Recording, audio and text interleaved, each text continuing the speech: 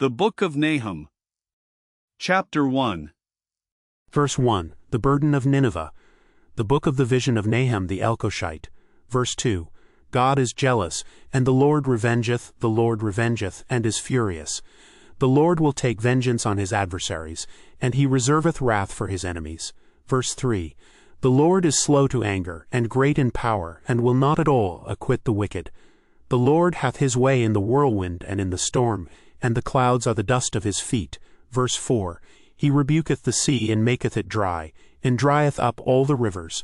Bashan languisheth, and Carmel, and the flower of Lebanon languisheth. Verse 5, the mountains quake at him, and the hills melt, and the earth is burned at his presence, yea, the world and all that dwell therein. Verse 6, who can stand before his indignation? And who can abide in the fierceness of his anger? His fury is poured out like fire, and the rocks are thrown down by him.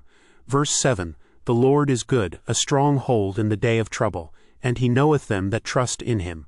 Verse 8, but with an overrunning flood he will make an utter end of the place thereof, and darkness shall pursue his enemies. Verse 9, what do ye imagine against the Lord? He will make an utter end.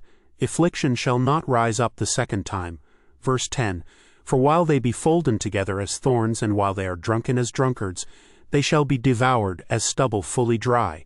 Verse 11, there is one come out of thee that imagineth evil against the Lord, a wicked counselor. Verse 12, thus saith the Lord, though they be quiet and likewise many, yet thus shall they be cut down when he shall pass through. Though I have afflicted thee, I will afflict thee no more. Verse 13, for now will I break his yoke from off thee, and will burst thy bonds in sunder. Verse 14, and the Lord hath given a commandment concerning thee, that no more of thy name be sown. Out of the house of thy gods will I cut off the graven image, and the molten image. I will make thy grave, for thou art vile. Verse 15, behold upon the mountains the feet of him that bringeth good tidings, that publisheth peace, O Judah. Keep thy solemn feasts, perform thy vows, for the wicked shall no more pass through thee, he is utterly cut off. Chapter 2. Verse 1, he that dasheth in pieces is come up before thy face.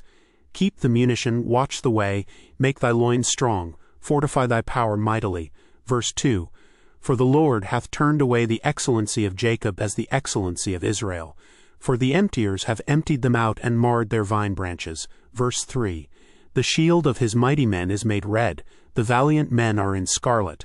The chariots shall be with flaming torches in the day of his preparation, and the fir trees shall be terribly shaken. Verse 4, the chariots shall rage in the streets. They shall justle one against another in the broad ways.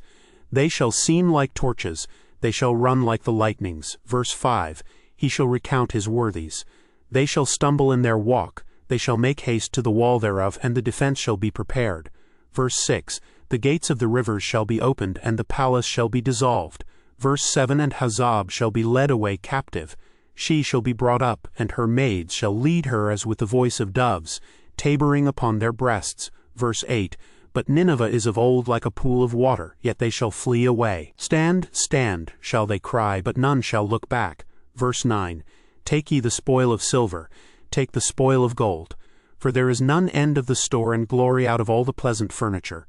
Verse 10, she is empty and void and waste, and the heart melteth and the knees smite together, and much pain is in all loins, and the faces of them all gather blackness.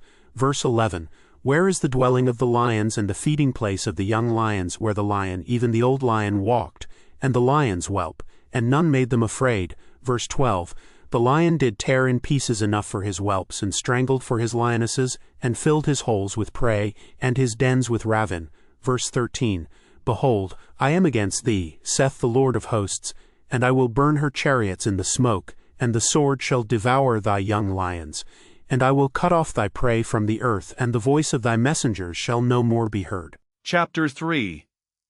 Verse 1, woe to the bloody city! It is all full of lies and robbery. The prey departeth not. Verse 2, the noise of a whip, and the noise of the rattling of the wheels, and of the prancing horses, and of the jumping chariots. Verse 3, the horseman lifteth up both the bright sword and the glittering spear. And there is a multitude of slain, and a great number of carcasses, and there is none end of their corpses. They stumble upon their corpses. Verse 4, because of the multitude of the whoredoms of the well-favored harlot, the mistress of witchcrafts, that selleth nations through her whoredoms, and families through her witchcrafts. Verse 5, Behold, I am against thee, saith the Lord of hosts, and I will discover thy skirts upon thy face, and I will show the nations thy nakedness, and the kingdoms thy shame. Verse 6, And I will cast abominable filth upon thee, and make thee vile, and will set thee as a gazing stock. Verse 7, And it shall come to pass that all they that look upon thee shall flee from thee, and say, Nineveh is laid waste. Who will bemoan her?